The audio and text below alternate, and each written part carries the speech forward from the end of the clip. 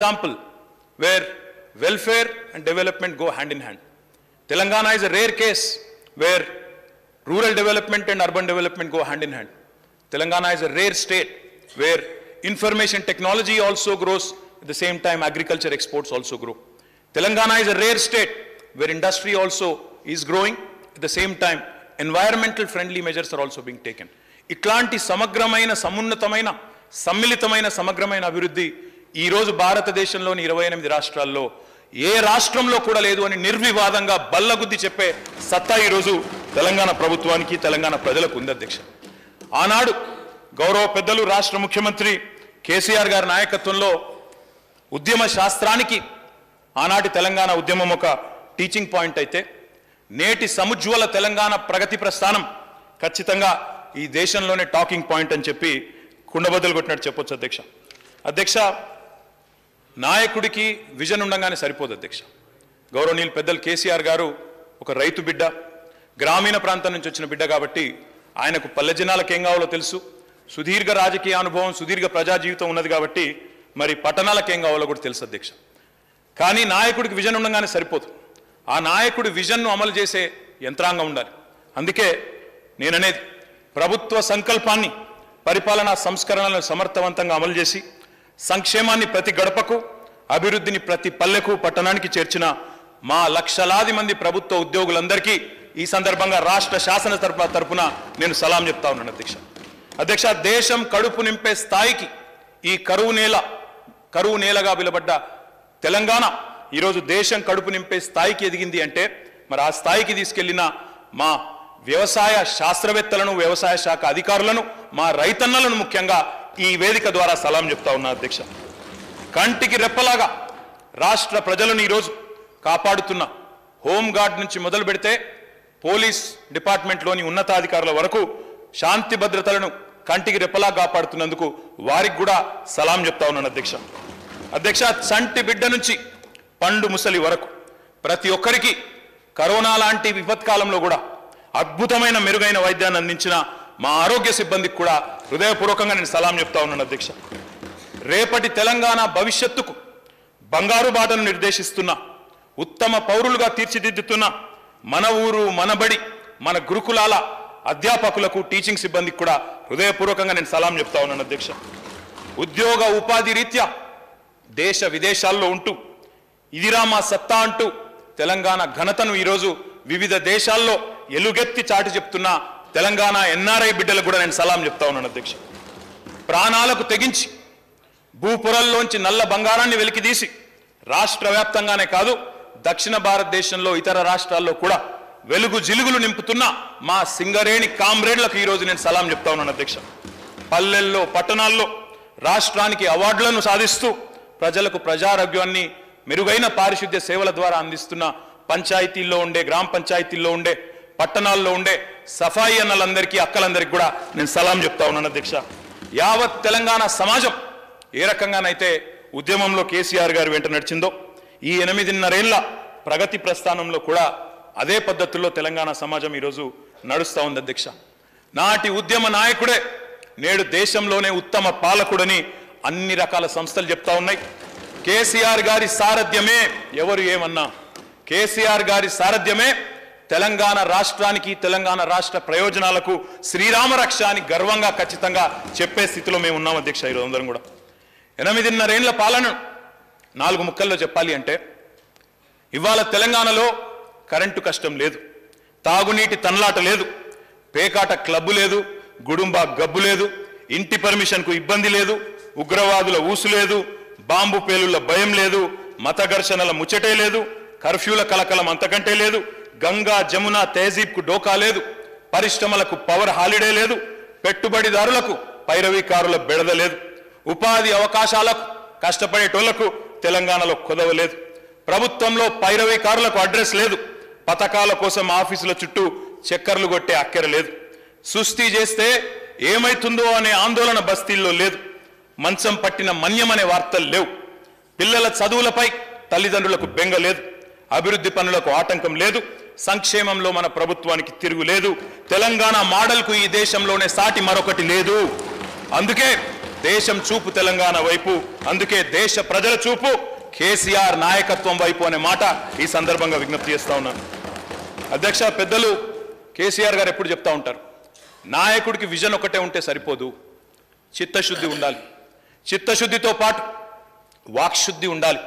వాక్శుద్ధితో పాటు లక్ష్యశుద్ధి కూడా ఉండాలి. అంటే ఎక్కడికి పోతున్నాం, ఎట్లా పోవాలి, అక్కడికి ఆ గమ్యాన్ని ఎట్లా చేరుకోవాలనే విషయంలో ఒక నిబద్ధత, ఒక ఏకాగ్రత, తదేక దీక్షతో పనిచేస్తే లక్ష్యాలు నెరవేరుతాయి తప్ప ఊకదంపుడు ఉపన్యాసాలు, ఉత్తగా నాలుకే ఉంది కదా, నోరుంది కదా అని ఎటుపడతాడు మాట్లాడు, వాటితోనేం కాదు అధ్యక్ష. వేష ఆడంబరాలు, రోజుకు 3 డ్రెస్సులు మార్చుడు, వాగా ఆడంబరాలు, డైలాగులు కొట్టుడు చాలా అలకటి పని అధ్యక్ష. కానీ దాంతోనేం కాదు అధ్యక్ష, ఎక్కడున్నది గక్కనే ఉంటుంది.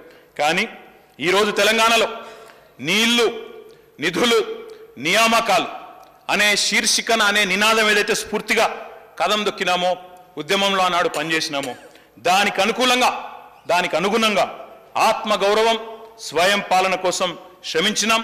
ఈరోజు వాటిని నెరవేర్చుకుంటా ఉన్నాం. ఇప్పుడు తెలంగాణలో నీళ్ల గోస తీరింది. ఎవరు అవునన్నా కాదన్నా అది వాస్తవం, ప్రజలకు తెలుసు అధ్యక్ష, చూస్తూ ఉన్నారు. తెలంగాణలో ఈరోజు నిధుల వరద పారుతా ఉంది. నేను చెప్తాను అధ్యక్ష, నియామకాల కళ కూడా సాకారం అవుతా ఉంది. ప్రతిపక్షాల కళలు అందుకే సాకారం అయితలేవు, కళలు అవుతా ఉన్నాయి. అధ్యక్ష, రాష్ట్రంలో కొత్తగా ఏర్పడ్డ నాడు ఎన్నో అనుమానాలు, అపోహలు. కానీ ఆ అనుమానాలను, అపోహలను, ఎండిన గొంతులను, కరువు నీళ్లను, కారు చీకట్లను అన్నింటినీ పటాపంచలు చేస్తూ ఈరోజు దేశం ముందు సగర్వంగా ఒక కాంతి పుంజంగా తెలంగాణ నిలబడ్డది అని నిర్వివాదంగా చెప్పొచ్చు. సబ్బండ వర్గాల సంక్షేమం లక్ష్యంగా ముందుకు పోతా ఉన్నాం.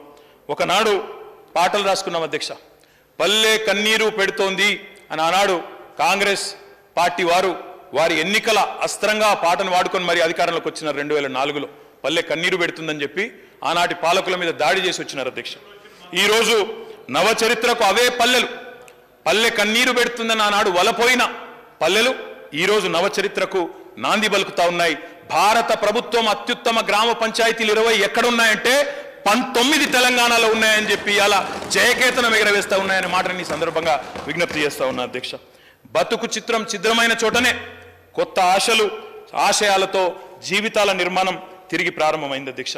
గాంధీ మహాత్ముడి గ్రామ స్వరాజ్యం అనే కళ ఏదైతే ఉన్నదో ఆ దిశగా స్వయం సమృద్ధితో స్వావలంబన దిశగా తెలంగాణ ప్రయాణం, తెలంగాణ పల్లెల ప్రయాణం సాగుతా ఉంది అధ్యక్ష. అధ్యక్ష, సాగు తాగునీళ్లే కాదు అధ్యక్ష. మిత్రుడు మాట్లాడుతూ సర్పంచ్లకు నిధులు రావడం లేదన్నారు, ఆ విషయం కూడా నేను చెప్తా అధ్యక్ష. సాగు తాగునీళ్ళనే కాదు, ఇవాళ నిధులను, విధులను గుర్తు చేస్తూ, నిధులను ఇస్తూ, గడప గడపకు, పల్లె పల్లెకు నిధులను కూడా పంపింగ్ చేసిన ఘనత ఈ ప్రభుత్వానికి, కేసీఆర్ నాయకత్వం అనే మాట కూడా ఈ సందర్భంగా నేను విజ్ఞప్తి చేస్తా ఉన్నా. పల్లె బాగుంది కాబట్టే తెలంగాణ సల్లగుంది అధ్యక్ష.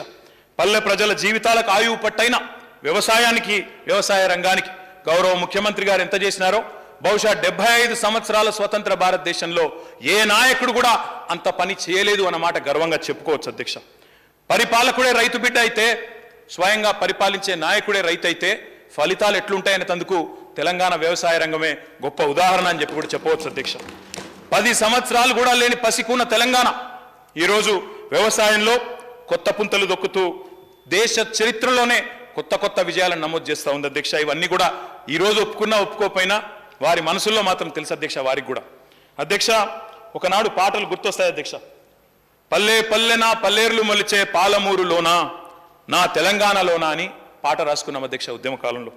ఈరోజు ఆ పరిస్థితి నుంచి మా పాలమూరుకు పోయినాం. మొన్న నారాయణపేటకి నేను, మా నిరంజన్ రెడ్డి గారు, మా వ్యవసాయ శాఖ మంత్రి గారు అందరం కలిసిపోయినాం అధ్యక్ష. అదే పాలమూరులో ఈరోజు 11 లక్షల ఎకరాల్లో పంటలు పండుతా ఉన్నాయంటే మా కడుపులు, మా గుండెలు సంతోషంతో నిండిపోయినాయి అధ్యక్ష. అధ్యక్ష, ఆనాడు గోరేటెంకన్న గారి పాట, సేతానం ఏడుందిరా తెలంగాణ చేలన్ని బీల్లాయరా అని పాట రాసినారు అధ్యక్ష. ఈరోజు ఆ పాటలు గుర్తు చేసుకుంటా ఉంటే ఆశ్చర్యం అనిపిస్తుంది అధ్యక్ష, ఎక్కడి నుంచి ఎక్కడికి వచ్చినాం. ఒకనాడు రాసుకున్నారు పాటలు, పెరుగన్నమే పురుగుల మందైందా నీకని చెప్పి, పురుగుల మందే పెరుగన్నమైందా అన్న రైతన్న అని చెప్పి బాధతోని తెలంగాణ కవులు రాసినారు అధ్యక్ష. ఈరోజు గర్వంగా చెప్పొచ్చు అధ్యక్ష, ఇది నా కవిత్వం కాదు. ఎందుకంటే మా ఊళ్ళో కొంతమందికి అనుమానాలు ఎక్కువ అధ్యక్ష. ఇక్కడ వారికి చెప్తా ఉన్నా, నా కవిత్వం కాదు, ఇక్కడనే నబార్డు నివేదిక ఉంది, కావాలంటే పంపిస్తా అధ్యక్ష తమరి ద్వారా వారికి. నబార్డు నివేదిక ప్రకారం భారతదేశంలో ఈరోజు వ్యవసాయ ఉత్పత్తుల్లో రాష్ట్రం ఏర్పడ్డ నాడు 26వ స్థానంలో ఉన్న తెలంగాణ ఈరోజు పంజాబ్ హర్యానా తర్వాత 3వ స్థానానికి ఎగబాకింది అంటే ఇది తెలంగాణ యొక్క సమర్థ నాయకత్వం కాదా, తెలంగాణ రైతుల యొక్క దక్షత కాదా, దమ్ము కాదా అని నేను అడుగుతా ఉన్నా. ఇది వాస్తవం కాదా? నబార్డు నివేదికను కూడా ఆమోదించారని నేను అడుగుతా ఉన్నా. అధ్యక్ష, ఫుడ్ కార్పొరేషన్ ఆఫ్ ఇండియా అధ్యక్ష, ఒకనాడు తెలంగాణ పరిస్థితి ఏంటంటే ఒకనాడు కరువు కాటకాలకు చిరునామా తెలంగాణ, కానీ ఈరోజు దేశం కడుపు నింపుతున్న అన్నపూర్ణ తెలంగాణ. ఈరోజు ఆకలి కేకలు లేని దేశం కోసం ధాన్యం గుమ్మిగా మారింది నా తెలంగాణ అని గర్వంగా చెప్పొచ్చు. మహాకవి దాశరథి గారు అన్నారు అధ్యక్ష ఒకనాడు, నా తెలంగాణ కోటి రతనాల వీణ అన్నారు. ఈరోజు తెలంగాణ కోటి ఎకరాల పైచులకు మాగాణంగా మారిందని చెప్పి కూడా గర్వంగా తెలంగాణ బిడ్డలుగా మనం చెప్పుకోవచ్చు అధ్యక్ష. పార్టీలు ఏమైనా కావచ్చు, పార్టీలు ఉంటాయి అధ్యక్ష, రాజకీయ పార్టీలు ఉంటాయి, వస్తాయి పోతాయి, కానీ మనం తెలంగాణ సాధించిన విజయాల్ని మాత్రం తక్కువ చేసుకుంటే మన రాష్ట్రాన్ని మనమే తక్కువ చేసుకున్నట్టయితే దయచేసి ఆ రకంగా చేయవద్దని చెప్పి కూడా విమర్శ చేయదలుచుకుంటే చేయండి, తప్పేం లేదు, కానీ సద్విమర్శ చేయండి, రాష్ట్రాన్ని కించపరచకండి, రాష్ట్రాన్ని చిన్నగా చేసి మాట్లాడవద్దని నేను విజ్ఞప్తి చేస్తా ఉన్నాను. అధ్యక్ష, ఈరోజు తెలంగాణ రైతులు సాధించిన విజయం ఒక్క మాటలో చెప్పాలంటే పుట్ల కొద్ది వడ్లు ఎట్లా పండుతున్నాయంటే అధ్యక్ష, కళ్ళం నిండా గింజలు పళ్ళెం నిండా మెతుకులు అన్నట్టు తిండి గింజలు పండిస్తూ ఏ స్థాయికి పోయింది తెలంగాణ అంటే ఫుడ్ సెక్యూరిటీ యాక్ట్ ప్రకారం ఏ సంస్థనైతే నేను ధాన్యం కొనాలో ఫుడ్ కార్పొరేషన్ ఆఫ్ ఇండియా వాళ్ళే ఆఖరికి చేతులు ఎత్తేసి ఇక మా వల్ల కాదు మేము కొనలేము అనే స్థాయికి తెలంగాణ పోయింది అంటే ఇది మామూలు విజయం ఆలోచించమని చెప్పి నేను కోరుతా ఉన్నాను. పంజాబ్తో హర్యానాతో ఫస్ట్ గ్రీన్ రెవల్యూషన్లో అద్భుతమైన విజయాలు సాధించిన రాష్ట్రాలతో పోటీ పడుతూ ఈరోజు నాబార్డు లెక్కల ప్రకారమే ఒక్క మాటలో మీకు చిన్న మాట చెప్తే మీకు అర్థమైపోతుంది ఎక్కడి నుంచి ఎక్కడ పోయింది. అధ్యక్ష, 2015లో ఆహార ధాన్యాల ఉత్పత్తి ఆనాడు 68,17,000 మెట్రిక్ టన్నులు. మొన్న అంటే 2021-22 ఒక సంవత్సరం వెనుక, ఇంకా ఈ సంవత్సరం ఇంకా పెరుగుతుంది. పోయిన సంవత్సరం అధ్యక్ష 68,17,000 మెట్రిక్ టన్నులు 2015లో ఉంటే పోయిన సంవత్సరం 2,02,00,000 మెట్రిక్ టన్నులకు పెరిగింది తెలంగాణలోని వ్యవసాయ ధాన్యాల ఉత్పత్తి. అంటే ఇది అభివృద్ధి కాదా? ఇది కళ్ళుండి చూడలేరా అని నేను అడుగుతా ఉన్నా అధ్యక్ష. బియ్యం ఉత్పత్తిలో 10వ స్థానంలో ఉంటే 4వ స్థానానికి పెరిగినాం. ఆనాడు 40 లక్షల టన్నులు ఉంటే ఇప్పుడు 1,02,00,000 టన్నులు అయింది. 2014 వానాకాలంలో వరి సాగు 22,74,000 ఎకరాల్లో ఉంటే 2022 వానాకాలంలో 65 లక్షల పైగా ఎకరాల్లో వరి నాట్లు పడ్డ మాట వాస్తవం కాదా? ఇది నేను చెప్పేది అబద్ధమా, అసత్యమా, సత్యదూరమా? ఆలోచించమని చెప్పి నేను కోరుతా ఉన్నా అధ్యక్ష. ఈ 8.5 ఏళ్లలో తెలంగాణ ప్రభుత్వంగా సేకరించిన ధాన్యం సుమారు 6,70,00,000 టన్నులు. ఆ ధాన్యం విలువ 1,20,000 కోట్ల రూపాయలనే మాట ఈ సందర్భంగా విజ్ఞప్తి చేస్తా ఉన్నా అధ్యక్ష. అంటే ఎక్కడి తెలంగాణ ఎక్కడికి పోయింది దీంతో అర్థం చేసుకోవచ్చు అధ్యక్ష. కరోనా సమయంలో అధ్యక్ష 7,000 కొనుగోలు కేంద్రాలు పెట్టి కళ్ళం కాడికే పోయి కొనుగోలు చేసిన ప్రభుత్వం భారతదేశంలో ఇంకోటి ఉందా అధ్యక్ష? ఎక్కడన్నా ఉన్నదా? వారు పరిపాలిస్తున్న రాష్ట్రాల్లో ఎక్కడన్నా కళ్ళం కాడికి పోయి 7,000 కొనుగోలు కేంద్రాలు పెట్టి కరోనా లాంటి విపత్కల సమయంలో కూడా ముందుకొచ్చిన రాష్ట్రం ఏదన్నా ఉన్నదా? ఆలోచించమని నేను కోరుతా ఉన్నా అధ్యక్ష. అధ్యక్ష, వ్యవసాయ రంగంలో విదేశీ పెట్టుబడులను ఆకర్షించడంలో భారతదేశంలోనే తెలంగాణ అగ్రస్థానంలో ఉన్నదని నేను చెప్పడం కాదు, కేంద్ర వ్యవసాయ శాఖ 2021 సంవత్సరం నివేదిక తేల్చింది అధ్యక్ష. అది కూడా నివేదిక వారికి పంపిస్తాను, చూసుకోమనండి అధ్యక్ష. అధ్యక్ష, మా ప్రభుత్వం యొక్క గౌరవ ముఖ్యమంత్రి గారి నాయకత్వంలో ఈ 8.5 సంవత్సరాల ప్రస్థానం గమనిస్తే మా ముఖ్యమంత్రి గారు తీసుకున్న ప్రతి నిర్ణయం వెనుక మానవీయత ఉంటుంది అధ్యక్ష, ఆర్తి ఉంటుంది, ఆపేక్ష ఉంటుంది, ప్రజల పట్ల ప్రేమ ఉంటుంది. అందుకే 75 సంవత్సరాల్లో ఎంతోమంది ప్రధానమంత్రులు, ముఖ్యమంత్రులు ఈ దేశాన్ని పరిపాలించినారు. మహానాయకులు ఆకుపచ్చ కండువా నెత్తికి చుట్టుకొని, ఆకుపచ్చ రుమాలు మెడలో వేసుకొని గొప్ప స్పీచ్లు ఇచ్చిన వాళ్ళు చాలామంది ఉన్నారు అధ్యక్ష. కానీ 75 ఏళ్లలో ఏ నాయకుడికి ఆలోచన రాలేదు అధ్యక్ష. ఈరోజు గర్వంగా చెప్పొచ్చు అధ్యక్ష, 75 ఏళ్ల భారతదేశ స్వాతంత్రం అనంతరం ఒక ముఖ్యమంత్రి, ఒక రాష్ట్ర నాయకుడు 65 లక్షల మంది రైతులకు 65,000 కోట్ల రూపాయలు వారి ఖాతాలో జమ చేసిన ఒకే ఒక్క నాయకుడు కేసీఆర్ అని గర్వంగా మనందరం కూడా చెప్పుకోవచ్చు అధ్యక్ష. రైతు బంధు అనే కార్యక్రమం అసాధారణమైన కార్యక్రమం అధ్యక్ష, అసాధారణమైన కార్యక్రమం. ఇది అసాధారణమైన నాయకులకు ఎట్లాంటి ఆలోచనలు వస్తాయి తప్ప సాధారణమైన వాళ్ళకి రావు అధ్యక్ష. ఎందుకంటే సాధారణమైన నాయకులు సాధారణమైన రాజకీయ ఆలోచనలు చేస్తారు తప్ప ఇట్లాంటి ఆలోచనలు చేయలేరు, వారి కల్పనకు ఊహాజనిత శక్తికి కూడా అందవు అధ్యక్ష. తెలియని వాళ్ళు ఏదేదో మాట్లాడతారు అధ్యక్ష, వాటి గురించి నేను పోను. కానీ నేను ఒకటే అడుగుతా ఉన్నా, ఇంతమంది నాయకులకు 75 ఏళ్లలో ఒక్కరికన్నా ఆలోచన వచ్చిందా రైతు బంధు లాంటి పథకం పెట్టాలని? ఎంతోమంది పనిచేసింది కదా, 15 మంది ప్రధానమంత్రులు, 100 మంది ముఖ్యమంత్రులు, ఎవరికి రాలే అధ్యక్ష ఆలోచన కేసీఆర్ గారు వచ్చే వరకు.